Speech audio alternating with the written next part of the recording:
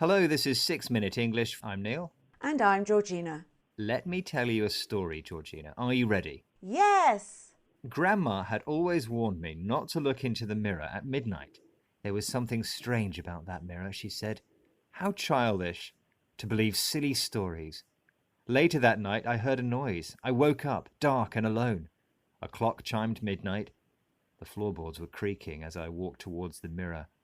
I looked into my face, reflecting in the glass, when suddenly my eye winked. Stop, Neil. You're scaring me. Sorry, Georgina.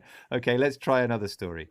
Once upon a time, there was a beautiful servant girl who lived with her wicked stepmother and two jealous stepsisters. That's better, Neil. And I know this story, Cinderella. More romantic and much less scary.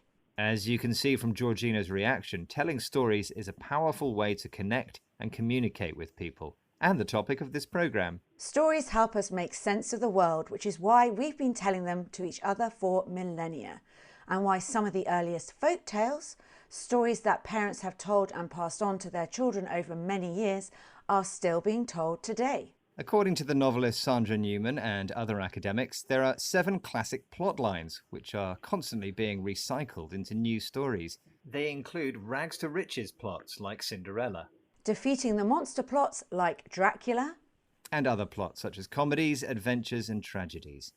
So my quiz question is this: which of the following well-known folk tales is a defeating the monster story?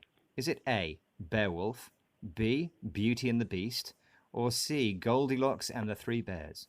Well, they all have beasts, bears or wolves in the title, so I'll guess B, Beauty and the Beast. Okay, Georgina, we'll come back to that later.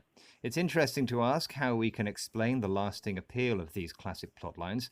Someone who might know is anthropologist and writer Professor Jamie Tarani. Here he is talking to BBC World Service's The Why Factor. See if you can spot his answer. Often the reason why we feel so motivated to pass on stories is because the stories do tap in to certain universal human fantasies and fears that will often transcend the concerns of particular times and places. We are intensely moralistic. Most of the time, the bad guys have unhappy endings and the good guys have happy endings. We know that in the real world, it doesn't actually work like that. So there's an element of wish fulfillment that somehow satisfies our moral appetite. Stories from very different cultures often have plots with similar fantasies and fears. These human emotions are universal, meaning they exist everywhere and relate to everyone in the world. Classic stories work because they tap into basic human emotions. They understand and express what it means to be human. Unlike in the real world, stories can reinforce our sense of morality. Evil stepmothers get punished. Cinderella marries her prince, and everyone lives happily ever after. In this way, they create wish fulfillment, the achievement of what we really want and desire. Well, so much for plot lines, Neil, but that still doesn't explain how stories have the power to catch and hold our attention. Let's hear from novelist Sandra Newman, author of How Not to Write a Novel, a handbook of over 200 common mistakes. Here she tells BBC World Service's The Why Factor that her absolute #1 storytelling rule is comprehensibility.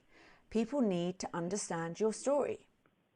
There are some people who actually are so unfortunately bad at communicating that even when they tell a story to another person, it becomes incomprehensible.